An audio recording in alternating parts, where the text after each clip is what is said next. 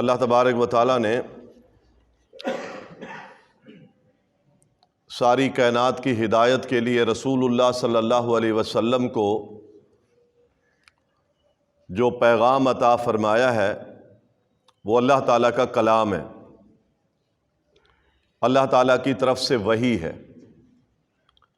اور وہ وحی اللہ تعالیٰ کی بات ہے، اللہ کا کلام ہے، اور اللہ تعالیٰ کا کلام اللہ تعالیٰ کی صفت ہے۔ اور اللہ تعالیٰ کی جو صفات ہیں اس کا کوئی مثل نہیں ہے، نہ اس کی کوئی مثال ہے اور نہ اس کا کوئی ہمسر ہے۔ تو قرآن کریم اللہ تعالیٰ کا کلام ہے، اور ہماری رہبری اور رہنمائی کے لیے اللہ تبارک و تعالیٰ نے وحی کی شکل میں محمد مصطفیٰ صلی اللہ علیہ وسلم کو اسے عطا کیا ہے۔ مکمل ضابطہ حیات ہے۔ اس کے نزول پر نافرمان لوگوں نے اور کفار نے مختلف قسم کے پروپیگنڈے کیے، شور مچایا۔ جب یہ قرآن پڑھا جاتا تھا تو شور مچاتے تھے، لا تسمعوا لہذا القرآن والغوا فیہ، اور کہتے تھے یہ قرآن نہیں سننا، اور اس میں لغویات بولتے تھے۔ لغویات سے مراد یہ ہے یا تو مذاق کرتے تھے، یا اس کو سحر اور جادو کہتے تھے، یا پھر اس قرآن کے مقابلے میں وہ اشعار پڑھتے تھے اور قصے کہانیاں بیان کرتے تھے، اور وہ کہتے تھے یہ خود قرآن اساطیر الاولین ہے، پرانے لوگوں کے قصے کہانیاں جو ہمیں پڑھائی جاتی ہیں اور ہمیں سکھائی جاتی ہیں۔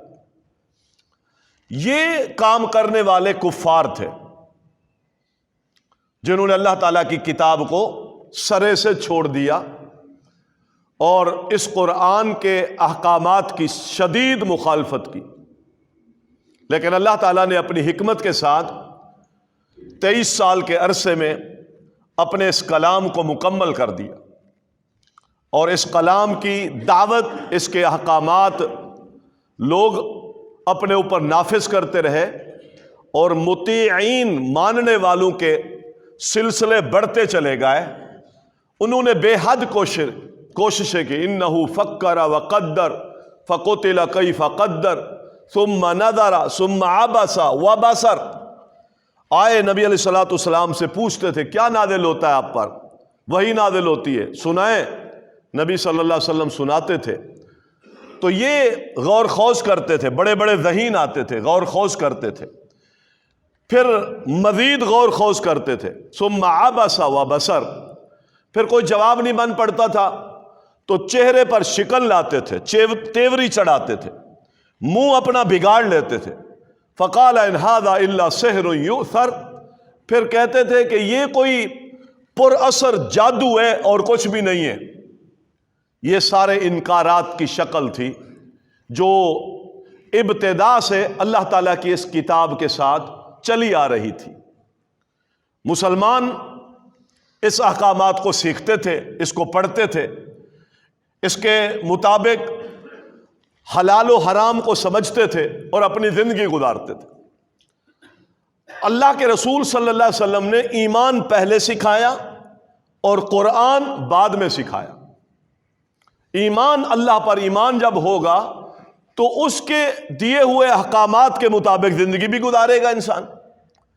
جب اللہ تعالیٰ پر ایمان ہی نہیں، جب اللہ کی کتاب پر ایمان ہی نہیں، رسول پر ایمان ہی نہیں، تو کلام اللہ کی تلاوت اور کلام کے اندر آنے والے احکامات کی میرے قلب و اذہان میں کوئی حیثیت نہیں۔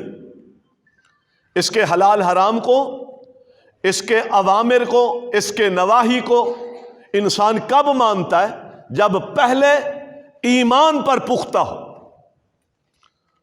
اور عبداللہ بن عمر رضی اللہ تعالیٰ عنہ فرماتے کہ ما عشت برہۃ من دہری، میں نے ایک لمبی زندگی گزاری ہے، اور اس لمبی زندگی میں تعلمنا القرآن تعلمنا القرآن بعد الایمان، ہم نے ایمان کے بعد قرآن کو سیکھا. پہلے ایمان لائے پھر قرآن کو سیکھا. اللہ کے نبی صلی اللہ علیہ وسلم ہمیں یہ سکھاتے تھے، اور ہم ہر آیت پر، ہر سورت پر، سورت کی آیات پر، اس کے احکامات پر ہم توقف اختیار کرتے تھے. کیا حلال ہے، کیا حرام ہے، کس میں کس امر کی نہیں ہے، کس بات پر ہمیں عمل پیرا ہونے کا حکم دیا گیا ہے، تو پھر ہم اس حلال کو لیتے تھے، اس حرام کو چھوڑتے تھے، اس امر کو لیتے تھے، نہیں سے منع ہوتے تھے. یہ سلسلہ تھا ہماری زندگیوں کا. جس دن قرآن پورا ہوا اسی دن ہمارا عمل پورا ہو گیا، ایمان کے ساتھ عمل. لیکن پھر وہ کہتے ہیں وَرَأَيْتُ رِجَالًا، آج میں بہت سارے لوگوں کو دیکھتا ہوں کہ یقرؤون من اول سورۃ الفاتحہ الی خاتمہ، کہ مسلمان آج ایسے آ گئے ہیں کہ سورۃ فاتحہ سے لے کر وہ قرآن کے خاتمے تک اس پورے قرآن کو پڑھ جاتے ہیں، لیکن کسی آیت پر عمل پیرا ہونے کے لیے رک کے توجہ ہی نہیں کرتے کہ یا اللہ کا حکم کیا ہے، یہاں حلال کیا ہے، یہاں حرام کیا ہے. صرف وہ پڑھتے ہیں، اور قرآن کو عملی اعتبار سے ایسا کیا جا رہا ہے جیسے ردی کھجور کو کسی کچرے کے ڈھیر پر پھینک دیا جاتا ہے اور اس کی پرواہ نہیں کی جاتی. آج مسلمان اللہ تعالیٰ کی کتاب کے ساتھ یہ رویہ اختیار کر رہے. تو پھر معاندین دو ہوئے. قرآن کی حرمت کی پامالی کرنے والے پھر دو گروہ ہیں. ایک گروہ تو وہ ہے جو کہتا ہے یہ کلام نہیں ہے، یہ جادو ہے. پھر لغویات بکتے ہیں، اس قرآن کی راہ میں رکاوٹیں ڈالتے ہیں، اس کو قصے کہانیاں سمجھتے ہیں، قرآن کے مقابلے میں وہ استہزاء کرتے ہیں، لغویات کے ساتھ ساتھ وہ شعر و شعری کا اہتمام کرتے، اس قرآن کو رد کرتے. یہ جاہدین ہیں، یہ کافرین ہیں، ان کو کافر کہتے ہیں. یہ صریح کفر ہے جو انہوں نے کیا. اور ایک قرآن کی عملی اعتبار سے اس کے احکامات کو پاؤں کے نیچے روند کر عملی اعتبار سے گستاخی ہے. یہ بھی گستاخی ہے. قرآن عمل کی کتاب ہے. اللہ تعالیٰ کی کتاب ایک دستور کی کتاب ہے. ہم نے اس دستور کی کتاب کو دستور زندگی نہیں بنایا یا دستور ریاست نہیں بنایا. یہ ملکوں کا دستور نہیں بنا، مسلمان ملکوں کا دستور نہیں بنا، یہ ہماری ریاستوں کا دستور نہیں بنا، یہ ہمارے معاشرے کا دستور نہیں بنا. حالانکہ یہ دستور کی کتاب تھی. ہم نے صرف اور صرف اس کو ثواب اور ذکر کی کتاب سمجھا ہے، جس کو محدود رکھا ہے کس تک؟ تلاوت تک. تلاوت تک محدود ہے. مسجد میں پڑھی ہے یہ کتاب، مدرسے میں پڑھی ہے، بس معاشرے میں نہیں ہے، سلطنت اور ریاست میں نہیں ہے، ہمارے اداروں میں نہیں ہے، ہمارے عدالت کے کمرے میں نہیں ہے، ہماری تجارت کی منڈی میں نہیں ہے. یہ بھی ایک عملی تقصیر کے ساتھ حقیقت میں یہ بھی ایک گستاخی ہے جو ہم خود بھی کرتے ہیں. یہ بھی ایک نافرمانی ہے. نبی صلی اللہ علیہ وسلم کی حدیث ہے، فرمایا ایک قوم آئے گی آخری زمانے میں کہ وہ قرآن پڑھیں گے اور قرآن ان کے نرخرو سے نیچے نہیں اترے گا. یہ حدیث ہے، قرآن کا نرخرو سے نیچے نہ اترنا. کس بات کی دلیل ہے؟ عملی اعتبار سے خالی ہے. قرآن کے احکامات کی تنفیذ معاشرے میں نہیں ہے. حکمران اس کو نافذ نہیں کرنا چاہتے، عوام اپنی ذاتوں پر اس کو نافذ نہیں کرنا چاہتی، چونکہ بہت سارے مفادات اور خواہشات ہیں کہ قرآن کے احکامات اس خواہش کے مقابلے میں رکاوٹ ہیں، اور ہم اپنی خواہشات سے باز نہیں آنا چاہتے، ہم اپنی سستی اور تغافل کو چھوڑنا نہیں چاہتے، ہم حرام ذرائع جو اختیار کر رکھے اپنی زندگی کی نشو و نما کے لیے، ہم ان کو ترک نہیں کرنا چاہتے، اس لیے اللہ تعالیٰ کی کتاب کو نافذ کیسے کریں؟ یہ تو جلاتی ہے خواہشات کو، شہوات کو اور خواہشات کو یہ جلا کے راکھ کر دیتی ہے۔ یہ اپنی خواہشات اور اپنی زندگی کے جو اختیارات ہیں اس کو یہ سلب کر لیتی ہے، اور یہ کہتی ہے کہ میرے پیچھے چل، آگے نہیں چل، تو میرے پیچھے چل، میں لے کے جہاں چلوں گی وہاں چلنا ہے۔ لیکن ہم آج اس کو پیچھے چلاتے اور خود آگے چلتے کہ تو ہمارے پیچھے آ، ہم تیرے پیچھے نہیں چل سکتے۔ فرمایا ایک وقت آئے گا لوگ اس کو پھینک دیں گے، جس طرح ردی کھجوریں کسی کچرے کے ڈھیر پر پھینک دی جاتی ہے، لوگ اس کو اپنے معاشرے کے وجود سے اتار دیں گے۔ جیسے کوئی کپڑا پرانا ہو جاتا ہے تو انسان اس پرانے لباس کو اتار کر پھینک دیتا ہے، اس کی طرف التفات نہیں کرتا، لوگ اس کو ایسے پھینک دیں، تو یہ بھی گستاخی ہے۔ ایمان کے بعد ہم نے قرآن سیکھا، ایمان کے بعد قرآن سیکھا، اس لیے کہ یہی وہ کتاب ہے جس کے اندر کوئی کجی نہیں۔ آسمان سے نازل ہونے والی جتنی کتابیں سب محرف ہیں، کسی کا بالجزم یقین کے ساتھ یہ حکم آج ثابت نہیں کر سکتا کوئی کہ یہ ہو بہو سی شکل میں ہے جس شکل میں آسمان سے نازل ہوئی تھی۔ نہ تورات ہے، نہ انجیل ہے، نہ زبور ہے، نہ کوئی صحف ہے، کوئی چیز نہیں ہے۔ اللہ تعالیٰ نے ہمیں واضح بتا دیا کہ یحرفون الکلم عن مواضعہ، ان کی کتابوں کی اصل شکل باقی نہیں رہی، اور یہ کتاب وہ ہے جو میں نازل کر رہا ہوں، اور میں اس کی قیامت تک کے لیے اس کی حفاظت کروں گا۔ ہم نے نازل کی ہے اور ہم ہی قیامت تک کے لیے اس کی حفاظت کریں گے۔ لا یاتیہ الباطل من بین یدیہ ولا من خلفہ تنزیل،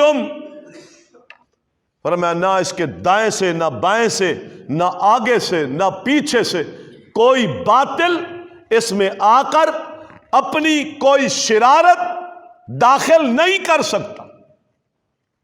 لا یاتیہ الباطل من بین یدیہ ولا من خلفہ، اس کی حفاظت ہم کریں گے۔ بل هو آیات بینات فی صدور الذین اوتوا العلم، اللہ تعالیٰ کہتے ہیں کاغذ کے ذریعے نہیں، ہم نے جن کو دنیا میں علم دے رکھا ہے ان اہل علم کے سینوں میں ان آیات کو ہم مضبوط کر کے لکھ دیتے۔ فی صدور الذین اوتوا العلم، اہل علم کے سینوں میں ہے۔ 70 سال کا اگر ایک بزرگ مصلی پہ کھڑے ہو کر اس کو پڑھتا ہے اور کہیں ایک لفظ کی بھی غلطی کرتا ہے تو 10 سال کا حافظ بچہ اس کو ٹوک کے روک کے بتاتا ہے کہ نہیں، آیت یہ نہیں ہے، آیت یہ ہے۔ یہ اللہ تعالیٰ کی حفاظت کا ایک انداز ہے، اللہ نے اس کی حفاظت کی۔ پھر اس میں کجی نہیں ہے، کتنا بہترین نصاب ہے کہ اس میں کسی طرح کی کوئی کجی نہیں ہے، ایسی تعلیم جو منفی ہو، جو آپ کو شر کی طرف لے جائے، جو آپ کو گناہ کی طرف لے جائے، ایسا کوئی اصول جو آپ کے زندگی کے کسی نظام کو نقصان پہنچائے، جو آپ کا گھاٹا کرے، جو آپ کو نیک بختی کے رستے سے ہٹا کر، خوش نصیبی کی راہ سے ہٹا کر بد نصیبی کی راہ پہ لائے، کوئی ایک جملہ بھی اللہ تعالیٰ کی کتاب میں نہیں۔ इन हादल कुरआन यहदी लिल्लती हिया अक़वम, ये वो कुरान है जो रहनुमाई करता है बड़ी मजबूत राह की तरफ। वयुबश्शिरुल मुमिनीन अल्लज़ीना यअमलून अस्सालिहाति अन्ना लहुम अजरन कबीरा, और ईमान वालों को अल्लाह ताला इस कुरान के जरिए बिशारतें देता है, तुम्हारे लिए बड़े बड़े अजर हैं। सीधी राह बड़े अजर, टेढ़ी राह दुनिया आखिरत की नहूसतें, बदबख्तियां, शकावतें। कुरान की राह सआदत की राह है, कुरान की दावत सआदत की दावत है। कुरान के अहकामात जिंदगी, मौत और बादल मौत, आखिरत की जिंदगी के एतबार से एक बिखरती हुई इसकी खुशबू है जो हर मौके पर बंदे के लिए अल्लाह की बारगाह में उसकी रजा के हुसूल का सबब है। अल्लाह ताला की यह किताब है, इससे सादतमंद बनी कौमें, उरूज अल्लाह ताला ने इस किताब के जरिए कौमों को अता फरमाया, उरूज अता। इन्नल्लाह यरफउ बिहादल किताब अक़वामन व यदअउ बिही आखरीन। अल्लाह ताला इस किताब के जरिए कितनी कौमों को क्या करता है? उरूज देता है, रिफातें देता है, बुलंदियां देता है, मुकाम देता है। और कितने ही ऐसे हैं इस किताब के जरिए से वो जिल्लत और पस्तियां देखते हैं। काफिरों ने पस्तियां देखी है, इस किताब को ना मानकर, इसका इनकार करके, इसकी तनफीज के आगे रुकावटें खड़ी करके पस्तियां देखी है, जिल्लतें देखी है, कत्ल देखा है, मगलूबियत देखी है, शिकस्त देखी है, अपनी औरतों को लौंडियां बनता देखा है, अपनी नस्लों को गुलाम बनता देखा है, अपनी सल्तनतें छिनता देखा है। जिस कौम ने भी अल्लाह ताला की इस किताब का अनाद के साथ, दुश्मनी के साथ, मुखालफत के साथ, शिकाक, मुखालफत करते हुए रस्ते में रुकावट बनी है, अल्लाह ताला ने उन्हें रुसवा किया। इसके जरिए से कई कौमें रुसवा हुई जिन्होंने नहीं माना, जो बदअमल रहे, या जो इस किताब की मुखालफत में जिन्होंने अपनी सारी सलाहियतों को झोंका, हकीकत में रिजल्ट, नतीजे ये निकले कि वो जलील हुए। इन्न हादल कुरआन यहदी लिल्लती हिया अक़वम, सीधा रास्ता दिखाती थी, और जिस कौम ने इस रास्ते पर नहीं चले अल्लाह ताला ने उन्हें रुसवा किया। युज़िल्लु बिही कसीरन व यहदी बिही कसीरा। ये कुरान मुआशरे के लिए शिफा है, दिलों के लिए शिफा है, शिफाउल लिमा फिस सुदूर। मुआशरे की बीमारियां, रूहानी बीमारियां, जिस्मानी बीमारियां, ये अल्लाह ताला की किताब उनके लिए शिफा है। हमने अपनी बीमारियों का इलाज अल्लाह ताला की इस किताब से करना था, और मुआशरे मुख्तलिफ रूहानी और जिस्मानी बीमारियों का शिकार है, लेकिन अल्लाह ताला की किताब के जरिए से इलाज से भी महरूम है। यह हल नहीं निकाला।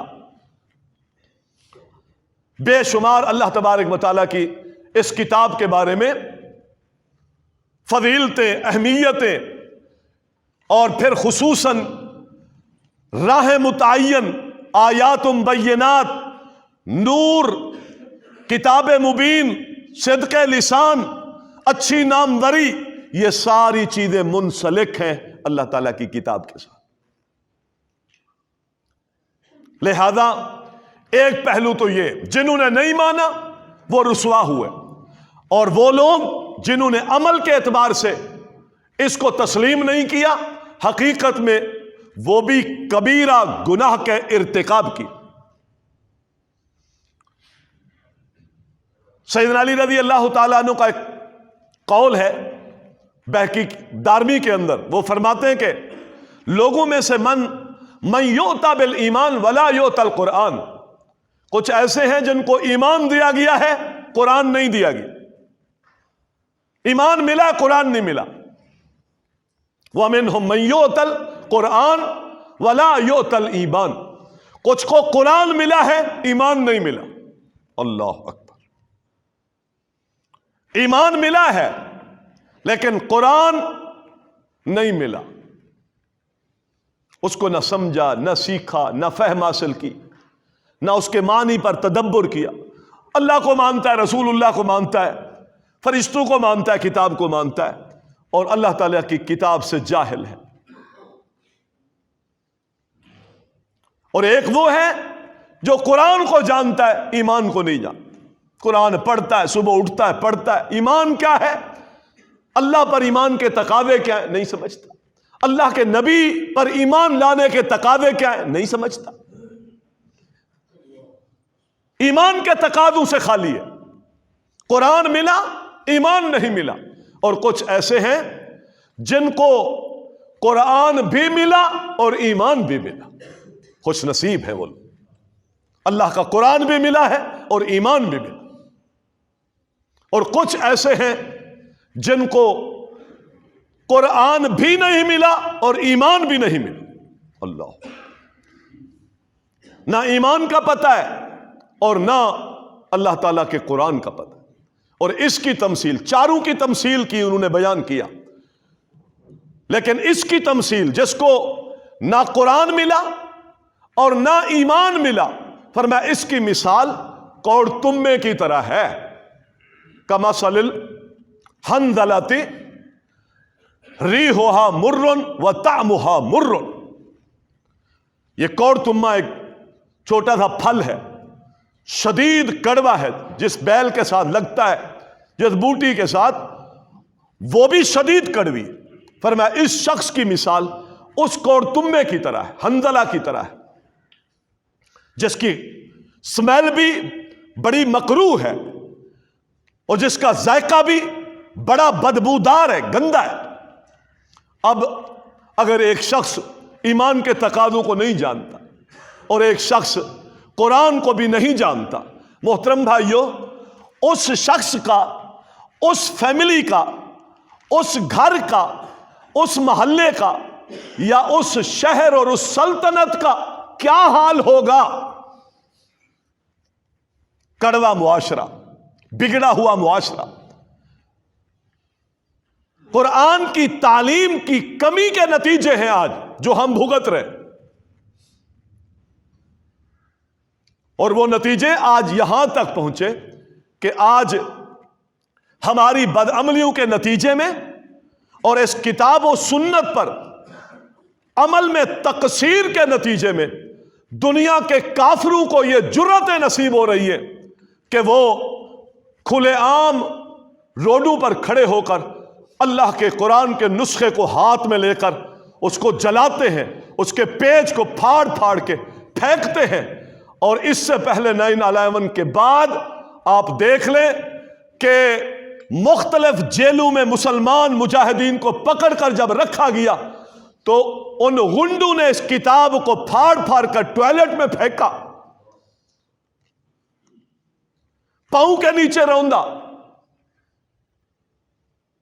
اور ان کو کہا ہاں یہی وہ کتاب ہے نا جس پر تم عمل پیرا ہو اور کفر کے مقابلے میں تم جہاد اور قتال کی بڑی فضیلتیں سمجھ کر جان دینے کے لیے آئے ہو نا. یہ حال ہم تمہارے سامنے کر رہے ہیں. یہ جرأتیں کیوں؟ اس لیے کہ ہمارا ماحول، ہمارے حکمران، ہمارے تجار، ہمارے عوام، اصل میں ہم ایمان اور قرآن دونوں سے محروم ہو کر کوڑ تمے ہو چکے. ہم بڑے کڑوے ہو گئے، ہمارے دلوں میں نفرتیں ہیں، قدورتیں ہیں، لڑائیاں ہیں، فرقہ واریت ہے. ہم ایک دوسرے کو برداشت نہیں کر پا رہے، ہم ایک دوسرے کے جانی دشمن بنے ہوئے. اور یاد رکھیں، اسلام اور مسلمانوں کا رعب دنیا کفر پر اس وقت قائم ہو جاتا ہے جب مسلمانوں کے اندر یونائٹی اور اتحاد ہو. اور جب یہ نہیں رہتا، قومیں آپس میں دست و گریبان رہتی ہیں، تو پھر نہ اسلام کا رعب کفر پر باقی رہتا ہے اور نہ مسلمانوں کا رعب کفر پر باقی رہتا ہے. آج ہمارے رعب ختم ہو گئے. ہم آپس کی لڑائیاں، نفرتیں، عداوتیں، ہم ایک دوسرے کو گرانے، ایک دوسرے پر کفر کے فتوے لگانے میں تو لگے ہیں، لیکن ہم اپنی صفوں میں آج اتحاد، اتفاق پیدا نہیں کر پائے. اللہ تعالیٰ کیا کہہ رہے تھے؟ وَاعْتَصِمُوا بِحَبْلِ اللَّهِ جَمِيعًا وَلَا تَفَرَّقُوا۔ آپ اسلوب دیکھیں قرآن کا، اللہ کی رسی کو مضبوطی سے پکڑو تو رسی اوپر سے لٹکائی جاتی ہے اس شخص کے لیے جو کسی کھائی میں پڑا ہو، جو گرا پڑا ہو، کہیں پستی میں گیا ہوا ہو، تو اس کو بچانے کے لیے اوپر سے رسی لٹکائی جاتی ہے، پکڑ لے اس کو، اور اگر وہ پکڑ لے تو اس پستی سے نکل آئے گا، اور اگر وہ نہ پکڑے تو اسی کھائی میں پڑا پڑا سسکتا ہوا مر جائے گا، جان نکل جائے گی، لیکن اس کھائی سے نکل نہیں سکے گا۔ اللہ تعالیٰ کی حبل اور اللہ تعالیٰ کی رسی آج سسکتی ہوئی انسانیت کے لیے یہ پیغام ہے، جب تک ایک رسی کو تھامو گے نہیں، اتحاد کے ساتھ، محبت کے ساتھ، ایک راہ پر، صراط مستقیم، ایک وحی کے پیغام پر کھڑے ہو کر کے اس رسی کو نہیں تھامو گے، اس وقت تک پستی کی کھائیوں سے تم نکل نہیں سکتے۔ پستی کی کھائیوں سے ہم نہیں نکل سکتے۔ وَاعْتَصِمُوا بِحَبْلِ اللَّهِ جَمِيعًا وَلَا تَفَرَّقُوا وَاذْكُرُوا إِذْ كُنْتُمْ أَعْدَاءً۔ دشمنی کو قرآن کریم نے پہلے بیان کیا، یہ نہیں کہا وَاذْكُرُوا إِذْ كُنْتُمْ تَعْبُدُونَ الْعُزَّى وَاللَّاتَ، یہ نہیں کہا تم لات عزا کی پوجا کر۔ اللہ نے کیا کہا؟ تم ایک دوسرے کے جانی دشمن۔ یہ جانی دشمنیاں جو آج ہم نے مسلمانوں نے مول لے لیے، اس وجہ سے ہماری ہیبت، ہمارا دبدبہ، ہمارا رعب آج دنیا کفر سے ختم ہو گیا ہے۔ ایک عام بائیں بازو دائیں بازو کی ان کی کوئی شدت پسند تنظیم اٹھتی ہے اور اپنے دل کی بھڑاس نکالنے کے لیے کبھی محمد مصطفیٰ صلی اللہ علیہ وسلم کے خاکے بنا دیتے ہیں، اور کبھی وہ قرآن کو جلا دیتے ہیں، کبھی قرآن پر پاؤں رکھ دیتے ہیں۔ ان کی کوئی چھوٹی سی مفاد پرستی جب پوری نہیں ہو پاتی تو وہ اپنا خب سے باطن کس انداز سے نکالتے ہیں کہ مسلمانوں کو اجتماعی طور پر تکلیف اور غم پہنچاتے ہوئے قرآن کو جلاتے۔ اب یہ سویڈن کے بدماشوں نے یہ اللہ تعالیٰ کی کتاب کو کیوں جلایا؟ صرف اس بنیاد پر کہ اس کو ضرورت ہے وہ نیٹو رکن بننے کی، اور ترکی چونکہ اس کا رکن ہے وہ اس کی حمایت نہیں کرنا چاہتا۔ پہلے اس کے سفارت خانے کے سامنے مظاہرے کیے، پھر اللہ تعالیٰ کی کتاب کو جلایا، اور یہ سلسلہ پھر آگے چلا ہے۔ محترم بھائیو، اس حالات میں ہماری ذمہ داریاں کیا ہے؟ ہم یونائٹی، اتحاد، اتفاق، باہمی اخوت کے سلسلے میں قائم ہو جائیں۔ چھوٹی چھوٹی باتوں پر، فروعی مسائل پر، سیاسی اختلافات، مذہبی اختلافات پر ہم آج جو پھٹ چکے ہیں، یہ اس کے نتیجے ہیں کہ آج ہماری پاور، قوت اور ہیبت ان کے سینوں سے نکل گئی۔ یہی وجہ ہے کہ وہ پھر کہہ دیتے، اور ہم ان کے اس گستاخانہ رویوں پر، عوام تو بہت دور کی بات ہے، سلطنت کے بڑے بھی بیچارے ایک مذمت کا کلمہ بھی اپنی زبان سے نکال نہیں سکتے کہ کہیں ہمارے آقا اور ہمارے بڑے وہ ہم سے ناراض نہ ہو جائیں، اس لیے کہ ہم ان سے مانگ کے کھاتے۔ اس کا ڈر ہے ہمیں، چند ٹکوں کا ڈر ہے، ہماری لالچیں ہیں، ہمارے مفادات ہیں، ہم جھکے ہوئے ہیں، ہم نے اپنے شخصیت کے اوزان ترازو کے اس پلڑے میں اتنے ہلکے کر دیے ہیں کہ بعض دفعہ وہ بدبخت بول بھی دیتے ہیں پاکستانیوں کا کیا ہے، یہ تو چند ٹکوں کے عوض اپنی عصمتیں بیچ دیتے۔ یہ کہنے کی نوبتیں کیوں پیش آئی؟ کیا ہماری تاریخ نہیں ہے؟ کیا ہمارے اسلاف کی تاریخ اس کائنات میں زندہ تابندہ نہیں ہے؟ ہم سب جانتے ہیں ہماری تاریخ کیا تھی، لیکن آج ہم پلٹ رہے ہیں پستیوں کی طرف۔ اللہ تعالیٰ کی کتاب کو ہم نے دستور عام طور پر نہیں مانا، لہذا ہماری ذمہ داری ہے کہ ہم اس قرآن کی تعلیم کو اپنے سینے سے لگائیں۔ نمبر 1۔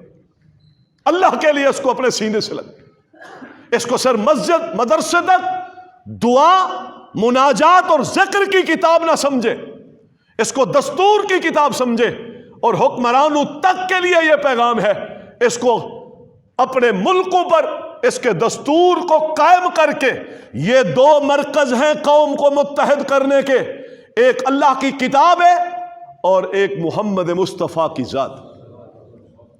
ان دو مرکزوں کو چھوڑ کر کبھی بھی ہماری یاد رکھے اخوت، یکجہتی اور ہماری سالمیت قائم نہیں رہ سکتی۔ ان میں سے کسی ایک کو چھوڑ دیا تو پہلی ذمہ داری یہ ہے کہ ہم اپنی ذاتوں پر نافرمان۔ دوسری ذمہ داری ہماری یہ ہے بھائیو، اللہ کے لیے اپنی اولادوں کو اس کتاب کے سیکھنے کے لیے، اس کے ساتھ اپنے تعلق جوڑنے کے لیے کوشاں رہے۔ مغربی تعلیم کی طرف جو ہمارے رجحان بڑھ رہے ہیں، اور اس کتاب کو ہم نے یکسو اپنی نسل سے نکال دیا۔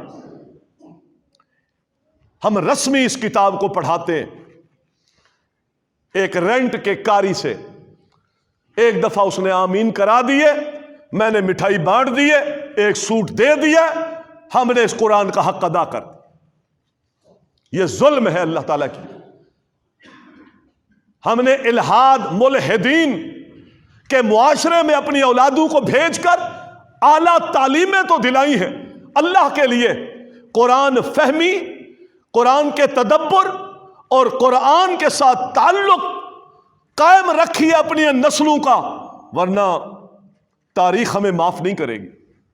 ہم نسلوں کو جس طرف لے کے جا رہے ہیں، کہاں کہاں سے وہ ہو کے آتے ہیں پی ایچ ڈی بن کے، لیکن اللہ تعالیٰ کی کتاب کے صحیح مفہوم کو وہ نہیں جانتے ہوتے، سنی سنائی بات کرتے ہیں، یا پھر ان ظالموں نے اسلام کی فیور کا لبادہ اوڑھ کر جو اسلامی تشخص ان کو پڑھایا ہے یورپ کی یونیورسٹیوں میں، وہی اسلام پڑھ کے آتے ہیں اور یہاں آ کر ملحد بن جاتے ہیں۔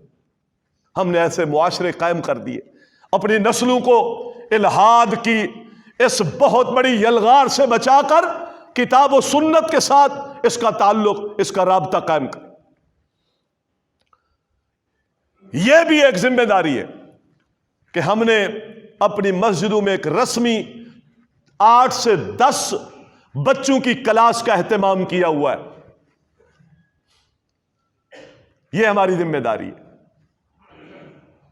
دور دراز کی مسجدیں 4 سے 10 بچے، اس میں صبح گھنٹہ ڈیڑھ گھنٹے کلاس اور اس کے لیے بھی اعلانات ہوتے ہیں۔ ہم اپنے بچے اللہ تعالیٰ کے گھر میں بھیجنے کے لیے تیار نہیں کہ وہ اللہ کے گھر سے انسیت رکھیں، اس کتاب سے انسیت رکھیں، مسجد میں آنے کے آداب سیکھیں، ان کے دلوں میں اللہ تعالیٰ کی کتاب کی تعظیم کا کوئی نقطہ پیدا ہو، احساس پیدا ہو۔ ہم نے بچوں کو دور رکھا، ہم نے اولادوں کو قرآن سے، مساجد سے بہت دور رکھا۔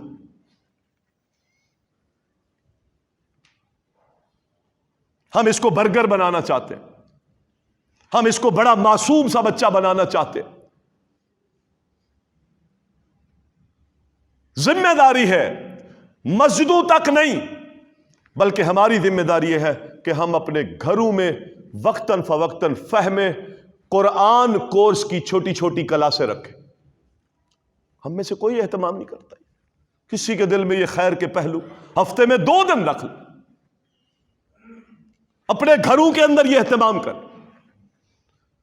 6-8 لوگ گلی کے آپ کے جاننے والے آتے ہیں، ان کو سکھائیں اللہ تعالیٰ کی بات، قرآن کے پہلو، اس کی تدبر، وہ دعوت آگے پھیلے گی اور اس دعوت سے ہی ہم مضبوط ہو سکتے ہیں۔ یہ ہماری ذمہ داری، اس موقع پر یہ بہت بڑی ذمہ داری ہے کہ ہم اپنے گھروں میں فہم قرآن کورس اور قرآن فہمی کی کلاسیں متعین کریں، اللہ تعالیٰ کی کتاب کو سکھائیں، اس کو پڑھائیں۔ یہ ہماری ذمہ داری ہے۔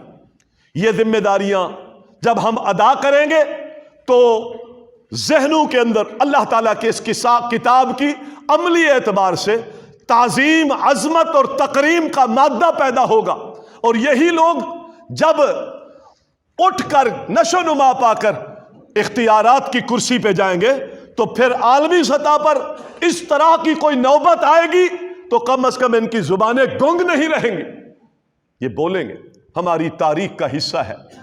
اس لیے حکمرانوں کے لیے بھی یہ ذمہ داری ہے کہ ہم اللہ تعالیٰ کی اس کتاب کی عظمت کے لیے کم از کم اپنے ملک کے اندر ان سفارت کاروں کو احتجاج کریں، ان کو نکالیں کہ یہ جو ہماری دل آزاری والی باتیں آپ کے ملک نے کی ہیں اس کو ہم قطعاً برداشت نہیں کرتے، لیکن کیسے کریں؟ تاریخ نہیں پڑھی، ہمارا یہ حق ہے، ہمارا یہ فرض ہے، ہماری یہ تاریخ ہے اور ہمارے اسلام کا یہ سبق ہے۔ محمد علیہ الصلوۃ والسلام نے بنو قینقاع کو، یہودیوں کے بازار کو اور ان کے جتنی آبادیاں تھیں ان کو نکلنے پر کیوں مجبور کیا تھا؟ ایک عورت ہی تو تھی جس کے پردے کو انہوں نے اتارا تھا یہودی نے۔ وہ عورت یہودی کے بازار میں دکان میں گئی تھی، اس نے پردے کی چادر کھینچ دی تھی، سامنے مسلمان دیکھ رہا تھا کہ اس مسلمان بہن بیٹی کی کہ تقدس کو انہوں نے پامال کیا ہے، وہ آگے بڑھا تھا اور اس یہودی دکاندار کی گردن اتار دی تھی۔ یہ شدت پسندی نہیں ہے، یہ بدبخت کہتے ہیں کہ یہاں اظہار رائے کی آزادی ہے۔ ضروری نہیں ہے کہ اظہار رائے کی آزادی ہر جگہ پر صحیح ہو۔ اس نوجوان نے اظہار رائے کی آزادی پھر کر دی، پھر ان کو بڑی تکلیفیں ہوتی ہیں، پھر کہتے ہیں یہ شدت پسند ہے، اور اس شدت پسندی کو اللہ کے پیغمبر نے نافذ کیا۔ یہودی بازار سے اٹھے، انہوں نے اس مسلمان کی گردن اڑا دی، بات محمد مصطفیٰ تک پہنچی، آپ نے اپنے صحابہ کو، اپنے سپاہیوں کو لیا اور آپ نے بنو قینقاع کا محاصرہ کیا۔ آپ نے یہ نہیں کہا کہ نہیں انہوں نے ایک مارا انہوں نے ایک مارا ہے، معاملہ ختم ہو گیا۔ پیغمبر نے محاصرہ کیا، اسی محاصرے میں منافق سامنے آئے، بنو قینقاع کو 3 دن کا ٹائم دیا، قتل ہونے سے بچ گئے منافقین کی ضد کی وجہ سے، لیکن پیغمبر نے ان کو مدینے میں رہنے نہیں دیا۔ نکلو یہاں سے، نہیں رہنے دیا۔ مسلمان کی یہ غیرت ہے کہ اللہ تعالیٰ کی شعائر پر اس کی بے حرمتی ہو اور مسلمان بارد ہو، ٹھنڈا ہو، اس کے دماغ میں حمیت اور اسلام کی چنگاری نہ بھڑکے۔ اللہ کی قسم یہ بے حمیتی ہے۔ آپ کی تاریخ میں صلاح الدین ایوبی نہیں ہے؟ اس نے قسم کھائی تھی چارپائی پہ نہیں لیٹوں گا، چارپائی پہ نہیں لیٹوں جب تک بیت المقدس کو ان یہودیوں کے شکنجے سے آزاد نہیں کروا لیتا، اس وقت تک چارپائی پہ نہیں لیٹوں۔ حتیٰ کہ اس نے اس عرصے میں بیت اللہ کا حج بھی موقوف رکھا۔ کیسے حج کرنے جاؤں؟ حج پہ کیسے جاؤں؟ فریضہ تھا۔ فرمایا نہیں، بیت المقدس غیروں کے شکنجے میں ہو، اللہ کا گھر، اور اس پر اللہ کے دشمن مسلط ہوں، اور میں بیت اللہ کے حج کروں، حج کو موقوف کر دیا، اور جب تک آزاد نہیں کروایا اس وقت تک حج نہیں کیا۔ یہ غیرت ہے، غیرت اسلامی غیرت ہے۔ اسلام سکھاتا ہے ہمیں، محمد مصطفیٰ کی سیرت سکھاتی ہے۔ آپ معتصم باللہ کی تاریخ کو پڑھے۔ معتصم عباسی خلیفہ جس کو اموریہ کے بادشاہ نے للکارا تھا، ایک مسلمان بہن کو جیل کے کنویں میں پھینک کر روندا تھا اور اس کو کہا تھا لگا آواز مسلمانوں کے خلیفہ کو۔ اس مسلمانوں کے خلیفہ تک آواز آئی تھی، پیغام آیا تھا، ایک بڑھیا اموریہ کے بادشاہ کی قید میں تجھے آواز دے رہی تھی، واہ معتصما، اے معتصم تو کہاں ہے؟ اس نے سخت سردی کے موسم میں اپنے گھوڑ سوار تیار کیے ایک عورت کی آواز پر، اور پھر اس کو وقت کے نجومیوں نے، ان کی نجومیت کے وہ ستارے کہتے تھے اموریہ جو قلعہ ہے ہمارے ستاروں میں نہیں ہے کہ یہ فتح ہو جائے گا۔ اس بادشاہ نے ان نجومیوں کو پکڑا، ان کی گردنیں اڑا دی۔ تمہارے ستارے کیا کہتے ہیں؟ یہ مسلمان ہیں، یہ جس طرف رخ کرتے ہیں باطل بھاگتا ہے، ہم جائیں گے اور اس قلعے کو فتح کریں گے۔ اور پھر یہ شخص پہنچا۔ اہل سیر نے لکھا ہے اس کو شربت پلانے والا ساقی اس کو آ کر جام پیش کرتا ہے نکلنے کے وقت، فرمایا یہ شربت آج موقوف ہے، اب یہ شربت نہیں پیوں گا۔ شربت پینے کے وقت گزر گئے، لمبے لمبے دسترخوان لگا پر کئی قسم کے کھانے اور اس کی ڈشیں استعمال کرنے کے وقت گزر گئے، مسلمان ایک بہن مظلومیت کی حالت میں مجھے پکارے اور میں شربتیں پیتا رہوں۔ ہماری لڑائیاں کہاں ہیں؟ ہماری مصروفیات کیا ہے؟ ہماری ترجیحات کیا ہے؟ ہم کہاں کھو گئے مسلمانوں؟ اور پھر اس کو جا کر آزاد کیا، اس کو آزاد کیا اور وہ اس کو لے کے آیا اور اس کو کہا بڑھیا تو نے مجھے پکارا تھا اور اللہ کو پکارا تھا، آج دیکھ لے اللہ تعالیٰ نے مجھے یہاں بھیج کر کے، لوگ ناممکن سمجھتے تھے ان کو فتح کرنا، ایک عورت کی آواز پر 90,000 لوگ مسلمانوں کی اس جماعت نے قتل کیا۔ 90,000 لوگ۔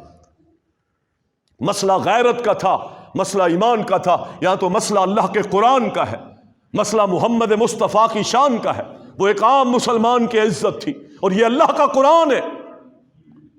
ایک بسم اللہ لکھا ہوا اور کسرا نے پیغمبر کے اس مکتوب کو پھاڑا تھا، پیغمبر نے برداشت، حالانکہ رحمت للعالمین ہے، اللہم مزقہ، یا اللہ اس کو ایسے پھاڑ دے جس طرح اس نے محمد کے خط کو پھاڑ دیا۔